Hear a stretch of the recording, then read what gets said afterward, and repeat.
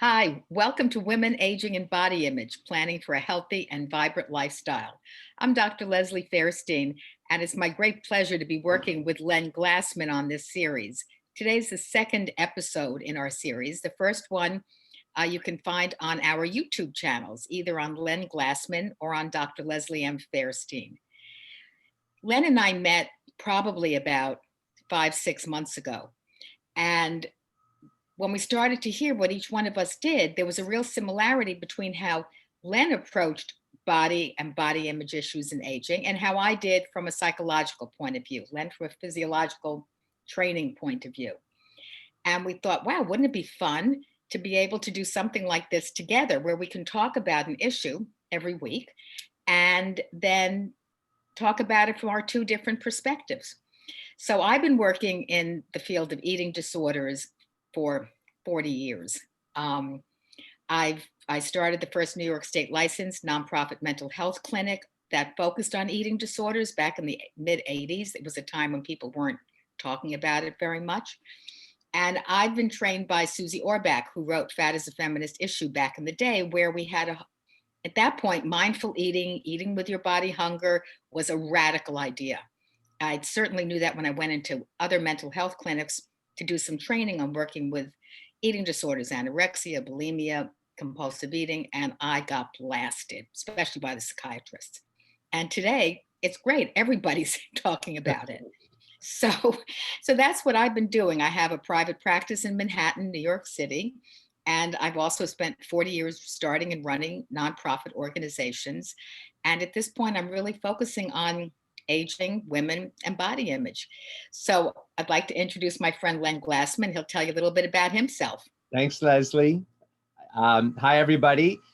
I couldn't have said it better. So thank you very much for that awesome introduction. And we're very excited about this. We're getting some great feedback from people because I think it's very unique that we are bringing two worlds together that don't necessarily do a lot of interaction between themselves. So, we have this sort of, everybody believes in this mind body and, how, the mind affects the body affects the mind, but really hasn't been too much interaction between professionals on the same subject. And that's what we're trying to do, is we're trying to have really more of a dialogue and a candid discussion between us.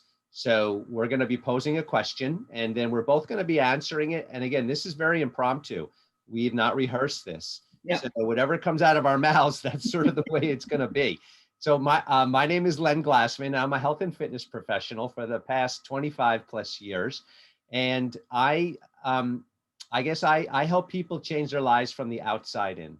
So that's really my motto, is I feel as though you need to start from the outside to change your inside, your beliefs, your mindset, your approach. And by changing your body, you can change your mind. And that's overall what I believe in. I've worked with, I guess, thousands of people at this point, and I'm very fortunate to be able to work with individuals on more of an intellectual basis, where we really deep dive into some of the issues of exercise from the standpoint of how your body works and why it works, and what daily activities you can do to enhance your life. Don't look at exercise as a part of your life, but more as a way of your life. And not look at it as a chore so much, but an opportunity, a privilege, being able to move your body, being able to use your body, and then being able to enhance your life through your, not just your mental outlook, but also your physical outlook in life. And so, so Leslie and I are going to pop on over to another screen where we're going to pose a question and we're going to work through it together. I also just real quickly wanted to introduce my book that I self-published on Amazon, and it's called Soul Trainer. And it is a genre that I created called fictional fitness. And in a nutshell, it's 3 fictional characters that I created from aspects of my own life, as well as aspects of my clients' lives, and just things of interest to me, places, people, and so on. And these 3 characters have terrible adversity in their lives. difficult challenges. One's an overweight woman, one is an illegal immigrant, the other one is a convict. And they all somehow, somewhere, and through someone, they find fitness as a way to overcome their challenges. And it's a way for people to learn about health and fitness through a story book way, not just another how-to book. So I'd love for people to read it, love your feedback. A lot of people have found it to be very interesting. So yeah, and we're gonna, I think at some point, Leslie and I are gonna incorporate more of that theme of sharing your stories into our segments. And I think we're gonna have maybe some special guests and things like that. So looking forward to where this goes. So I am going to now share a different screen that has the questions. And I'm gonna flip on over, and you can see that, right, Leslie? Yep, I can see. Okay, and let's go to our next question.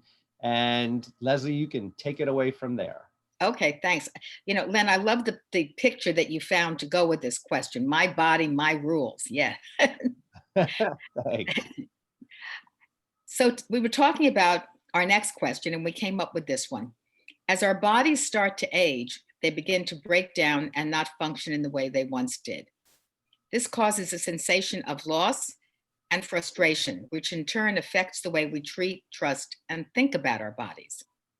What are some ways to regain our trust about it and cultivate a sense of connectedness with and then care for our bodies? So, Len, what are some of your thoughts on this? Yeah, obviously aging's inevitable. Change is inevitable. If the more you fight it and the more that you struggle with it, the more you're going to be frustrated by it. That's easier said than done, right? So, I mean, better than I do, Leslie, that sense of turmoil only exacerbates the problem. So one of the ways in which I have found that people can sort of channel their energy about these issues is through exercise. So it's like taking a positive step, an affirmation that being appreciative of what your body can do and not what it can't do. And does that resonate with you, Leslie, in some ways? Yeah, totally. I think, as we say, things start to break down. There are certainly physiological changes that we start seeing as we get older. Our skin loses some of its elasticity. Our hair goes gray and gets thinner. We need more light to read.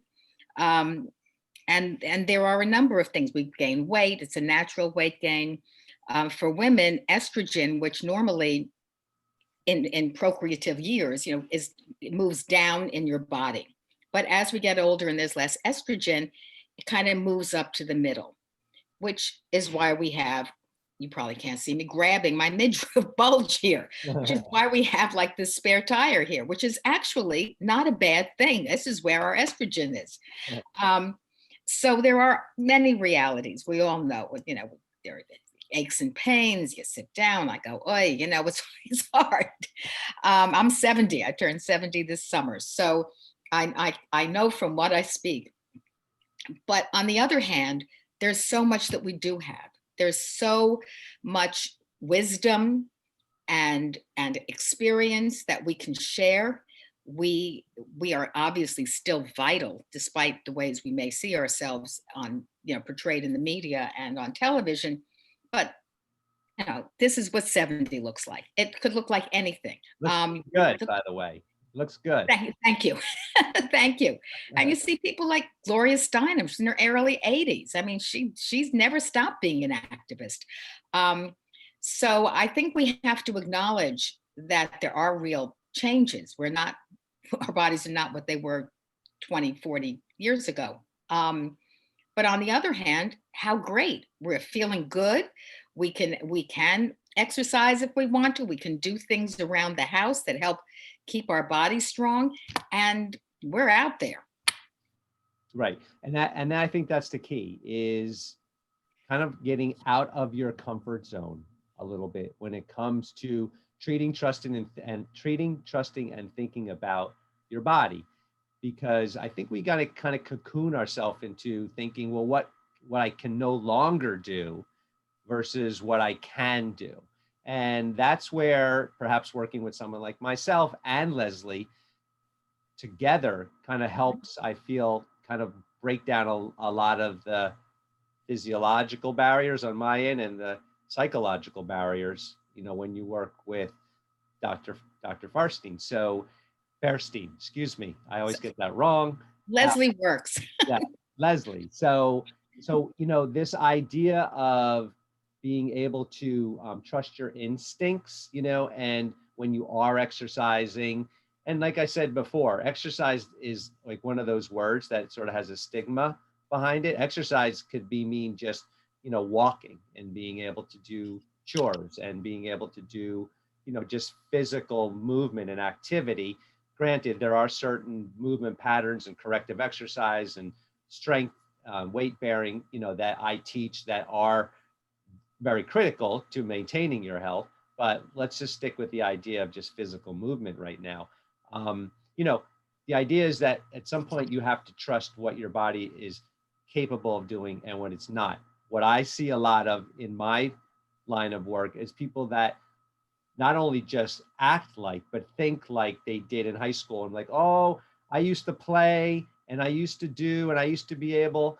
And as soon as I hear that, I know I have to kind of take that mindset and change their mindset into what can your body do in the present tense? Okay, what is it capable of doing now?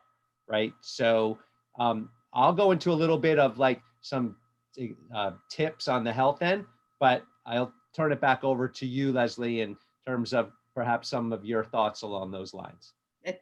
Thanks, Len. Yeah, I think one of the key things is to accept and love our bodies, no matter what age we're at, and no matter what's going on. I think that, as Len was saying, to start to accept where we are and what we can do, and how can we strengthen ourselves. I think that it's been so hard for so many people to really trust and love and take care of their bodies.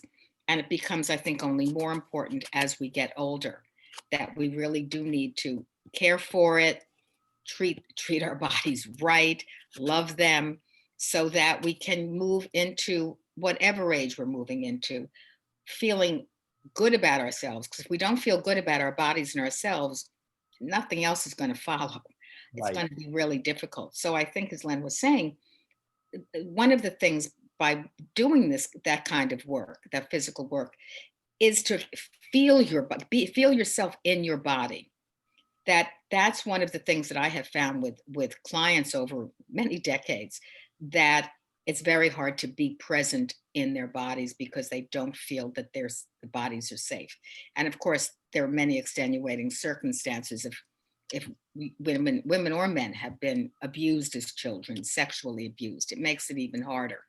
But I think with work and working with someone like Len, someone like myself, you can really begin to own your body and start to love it, that it's not just something separate from you. Yeah. Yeah. No, I agree. Um, and that, that idea of learning about your body is very important as we get older. We sort of take our body for granted when we're younger and what it can do and what it's capable of. As you get older, you kind of have to be a little more selective in terms of, the types of activities that you engage in. So, a lot of times people will overexert or they'll use repetitive motions like over and over again to the point where they wear out their joints, so, you really have to kind of be a lot smarter as you get older in terms of, how you sparingly use your body, so that you don't wear it out. And one of the things that I found that is helpful for people is to engage in more flexibility training. And because what happens is our muscles, our joints, they tend to tighten up. They tend to be a lot more stiff. And one of the ways in which, I've helped a lot of my clients is by helping them to increase their range of motion through flexibility and not just stretching, but through different types of movements, different types of corrective type ways, so that, you know, when we're hunched over all day like this on the computer, there's ways to counter those movements, right? And be able to fix, you know, the types of habitual movement patterns or body movements that we're used to being in all day, with our necks scrunched up like this all day. You don't even realize it after a while, right? So, you know, there's a lot of things that you can do to correct, you know, your body as we get older. I would imagine the same thing goes for your mind, right? Absolutely. Absolutely. During this whole period of pandemics, Len, you've been able to do a lot of this work with clients virtually, right? You don't have to see them directly. No. Yeah, as with me. I mean, now we can kind of open the world to work with people, because we are working on screens. And that, on the one hand, I think both of us would like to be able to work in person. It's a different experience, both for the client and for us. Yeah. But the great thing is we can really do this now. I think there are no excuses that, oh, well, I can't get to a gym, or I can't, you know, go to a trainer, or I don't want to go, I can't get to a therapist, I only want to do it in person. There is a whole new way of working now. Absolutely. Yeah, I think it takes a lot of the barriers out of seeking self-care, and not just the, you know, sort of who's ever in your health plan, but seeking out the best in terms of helping you, both in terms of therapy and also in physical training. I think now you have the ability to work with a caliber of professional that you otherwise hadn't thought of, or didn't think of, or didn't have access to. And that has been a tremendous gateway for a lot of people. I'm working with people all over the country, you know, Boston, Chicago, New York, just to name a few. And it's amazing how a few months ago, I never would have imagined that I would have had an opportunity to be able to do that.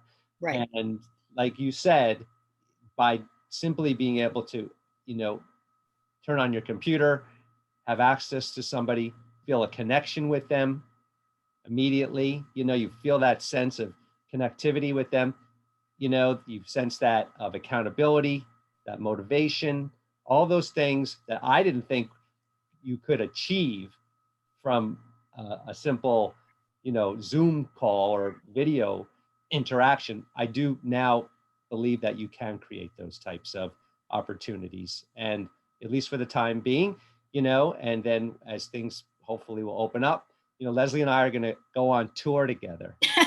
Okay. Sounds good. So We can, boy, it'll be really nice to travel again. So anything else you'd like to add, Leslie? No, I think, you know, this has been a great conversation. I hope you have enjoyed it. And if you have any, if you have any ideas for questions for us, or topics you'd like to hear us talk about, you can just send that to us through our websites. Len's is lenglassman.com. Wait, Len at lenglassman.com. That's right. Yep. Yep. And lesliemfaerstein.com. So we would love to hear from you. You can watch the videos as we post them up on our YouTube channels, as I said, and we look forward to seeing you next time. Great. All right. Thanks very much. Thank you, Thanks. Leslie. All right. We'll see you guys again soon. Take care. All right. Bye-bye. Bye.